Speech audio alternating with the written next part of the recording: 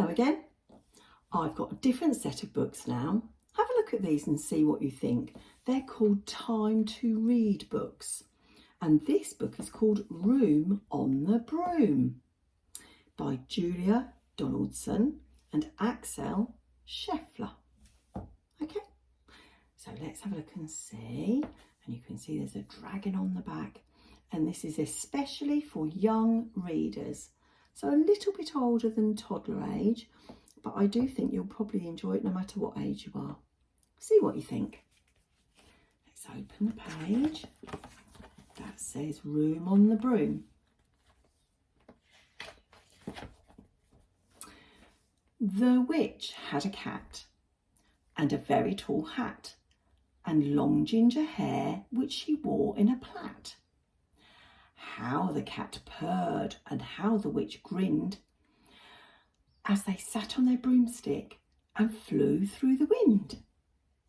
But how the witch wailed and how the cat spat when the wind blew so wildly it blew off the hat. You see? So there's the witch on her broom and there's her cat. But the cat's hat has blown off. Let's turn over and see what happens next. Down, cried the witch, and they flew to the ground. They searched for the hat, but had no hat could be found. Then out of the bushes on thundering paws, there bounded a dog with the hat in his jaws. Can you see? The dog has got the hat in his mouth. That's lucky, isn't it? He dropped it politely, then eagerly said, as the witch pulled the hat firmly down on her head, I'm a dog as keen as can be. Is there room on the broom for a dog like me? Yes, cried the witch, and the dog clambered on. The witch tapped the broomstick, tap, tap, and whoosh, they were gone. So the witch has got the cat on the front and a dog behind her. And there's her cauldron at the back of the broom for mixing up potions and spells. Let's turn the page and see how the story carries on, shall we? There she is, flying through the air on her broom. There's a little dog there behind her. Over the fields and the forests they flew. The dog wagged his tail and the stormy wind blew. The witch laughed aloud and held on to her hat, but away blew the bow from her long ginger plait. There's the bow flying away from her plait. That's her hair is all plaited behind her. And she had a bow in the end and it's blown away. Can you see? Blown down and it's just dropping down by that tree. Let's turn the page and see what happens. Down, cried the witch, and they flew to the ground. They searched for the bow, but no bow could be found. Then out from a tree with an ear-splitting shriek, there flapped a green bird with the bow in her beak. She dropped it politely and bent her head low, then said as the witch tied her plait in a bow, I'm a bird as green as can be. Is there room on the broom for a bird like me? Yes, cried the witch. So the bird fluttered on. The witch tapped the broomstick, tap, tap, and whoosh, they were gone. Wonder where they go. Let's turn the page and see, shall we? Oh, look, there are quite a few people on this broomstick now. Over the reeds and the rivers they flew. The birds shrieked with glee and the stormy wind blew. They shot through the sky to the back of beyond. The witch clutched her bow, but let go of her wand. Oh no, how will she cope without her wand? Down, cried the witch, and they flew to the ground. They searched for the wand, but no wand could be found. Oh dear, what will she do?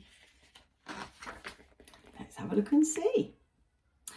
Then all of a sudden, from out of a pond, leapt a dripping wet frog with a dripping wet wand. So the frogs found it. He dropped it politely, then said with a croak, as the witch dried the wand and on a fold of her cloak, "I am a frog as clean as can be.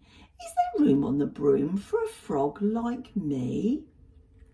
"Yes," said the witch. So the frog bounded on. There's the frog, joined everybody else. The witch tapped her broomstick, tap, tap, and whoosh, they were gone. That says whoosh. Over the moors and the mountains they flew. The frog jumped for joy and the broom snapped in two. Oh dear, everyone's tumbling down from the sky.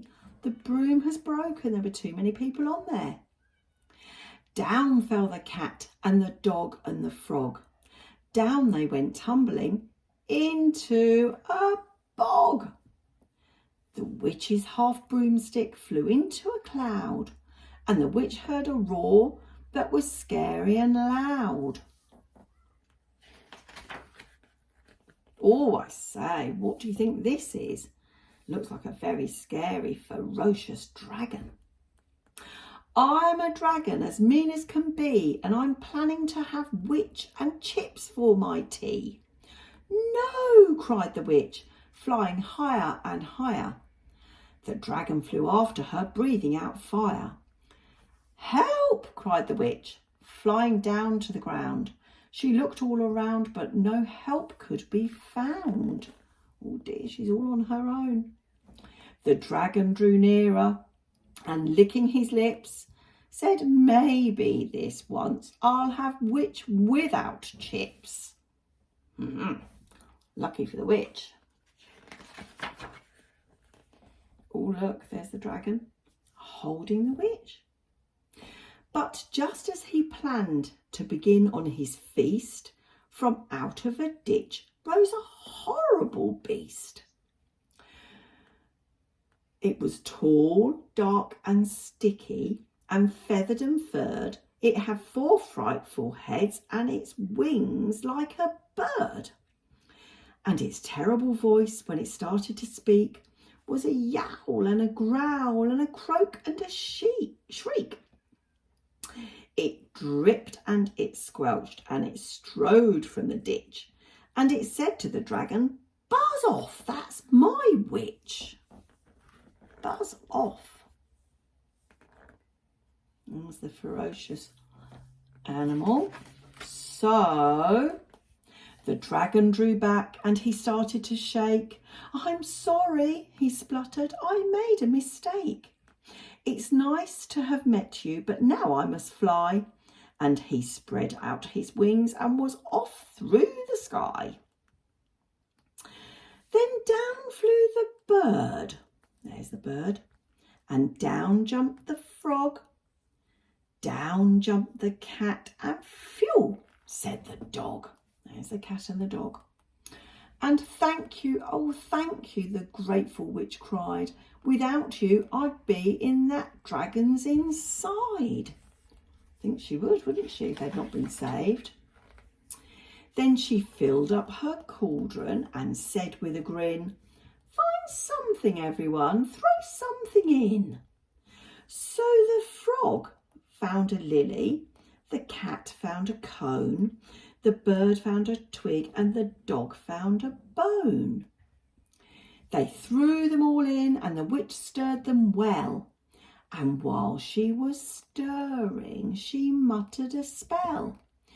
Iggity, ziggity, zaggity, zoom. Then out rose, what do you think's going to come out? A truly magnificent broom. Look at that, a beautiful new broom. With seats for the witch. Here we go, the witch, the cat and the dog. A nest for the bird and a shower for the frog. There's the nest for the bird, the shower for the frog. Yes, cried the witch, and they all clambered on. The witch tapped the broomstick, tap, tap, and whoosh, they were gone. How lovely. There's the witch's lovely new broomstick, her lovely wand, and her big, tall black hat. What a nice story was that. Let's look and see we're not missing anything on the last page. No, just the witch's hat. And there we are. Room on the broom. Hope you enjoyed that. That's a lovely story, isn't it? See you again next time. Bye-bye for now.